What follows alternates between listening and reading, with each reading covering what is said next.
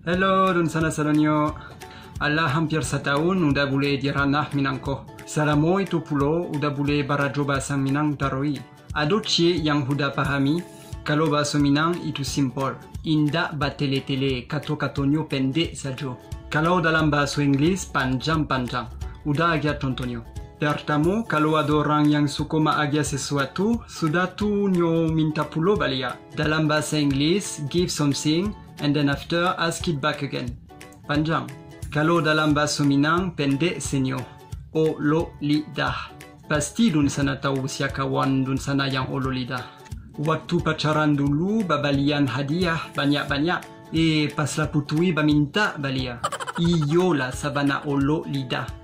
Kaduo sedang berjalan elo-elo, tibu-tibu terjatuh, badambing ke bawah. Dalam bahasa Inggris, falling down so hard. Dalam bahasa Minang, cek kata senyo, tajirangkang.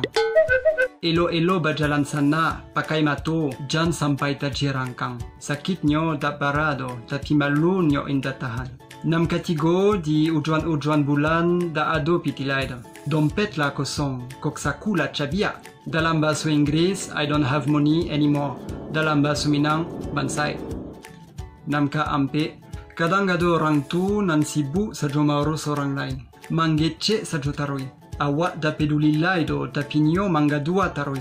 Dalam bahasa Inggris, ke orang tua awak kecean, I don't care anymore about you. Leave me alone. Kalau dalam bahasa Minang, dah paralu sepanjang itu do. Cukup kecean. Matilah ang. Nan terakhir yang kelima, aco udah baca di komen udah. Dun sana yang maagiah semangga tutua udah. Dia udah lanjut membuat video. Dalam bahasa Inggris, continue until the end. Never stop. Dalam bahasa Minang, agia tarui. Jadi, kalau dun sana suka video udah, komen di bawah. Agia tarui.